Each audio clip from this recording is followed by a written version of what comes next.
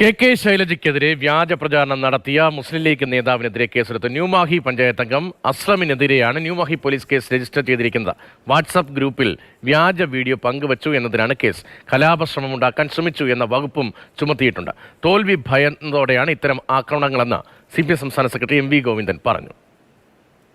രാഷ്ട്രീയം പറഞ്ഞിട്ട് യാതൊരു കാര്യമില്ല. നല്ല രാഷ്ട്രീയമുള്ള മണ്ഡലം തന്നെയാണ് വടകര. അതുകൊണ്ട് അശ്ലീലം അടിസ്ഥാനപ്പെടുത്തിയിട്ട് ഒരു വിജയം നേടാൻ സാധിക്കുമെന്നുള്ള തെറ്റായ പ്രതീക്ഷയിലാണ് അവർ ഈ വർക്ക് നടത്തിയിട്ടുള്ളത്. കേൾവിയില്ലാത്ത രീതിയിലാണ് മോർഫ് ചെയ്ത ശൈലജ ടീച്ചറുടെ ഫോട്ടോ കുടുംബ ഗ്രൂപ്പുകളിലേക്ക് തന്നെ അയച്ചു കൊടുത്തത്. വളരെ അവമാനകരമായ കാര്യമാണ്. അപ്പോൾ അത് സംബന്ധിച്ചുള്ള കൃത്യമായ അന്വേഷണം നടത്തി ആവശ്യമായ നിലപാട് സ്വീകരിക്കണമെന്ന് തന്നെയാണ് ചൂണ്ടിക്കാണിക്കുന്നത്.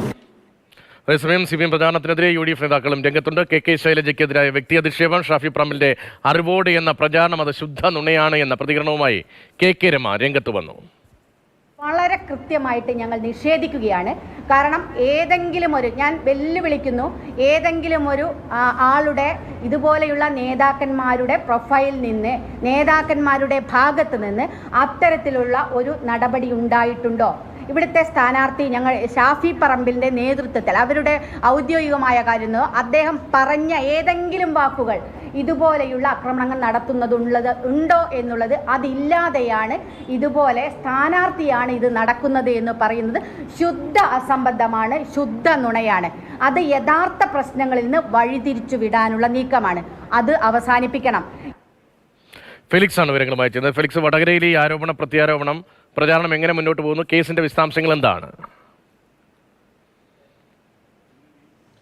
രതീഷ്, നമ്മുടെ സംസ്ഥാനത്ത് ഏറ്റവും വാശിയേറിയ പോരാട്ടം നടക്കുന്നത് വടകരയിൽ തന്നെയാണ്. ഏതായാലും അതിൻ്റെ അടുത്ത ഘട്ടത്തിലേക്ക് ഈ പോരാട്ടം കിടക്കുമ്പോഴാണ് ഈ സൈബർ പോരിനെ ചൊല്ലിയുള്ളൊരു തർക്കവും വിവാദത്തിലേക്കും കാര്യങ്ങൾ പോകുന്നത്. കെ ശൈലജയെ അപമാനിച്ചുകൊണ്ട് ഈ ഒരു വാട്സപ്പിൽ ഇത്തരം ഒരു വീഡിയോ പങ്കുവച്ചു എന്നാരോപിച്ചുകൊണ്ടാണ് ഇപ്പോൾ ഈ പറയുന്ന മുസ്ലിം ലീഗിൻ്റെ പഞ്ചായത്ത് അംഗം, ന്യൂമാഹി പഞ്ചായത്ത് അംഗത്തിനെതിരെ ഇപ്പോൾ പോലീസ് കേസെടുത്തിട്ടുള്ളത്. കലാപാഹ്വാനം നടത്തി, ലഹളയ്ക്ക് കോപ്പ് കൂട്ടി തുടങ്ങിയ ആരോപണങ്ങൾ തുടങ്ങിയ വകുപ്പുകൾ ചുമത്തിയാണ് ഇപ്പോൾ കേസെടുത്തിട്ടുള്ളത്. അതായത് മറ്റൊരു ചാനലിന് കെ ശൈലജ നൽകിയ അഭിമുഖം അത് തെറ്റായി വ്യാഖ്യാനിച്ചുകൊണ്ട് അതിൻ്റെ ഒരു ഭാഗം കട്ട് ചെയ്തുകൊണ്ട് വാട്സാപ്പ് ഗ്രൂപ്പിൽ ഇയാൾ ഫോർവേഡ് ചെയ്യുകയാണ് ചെയ്തത്.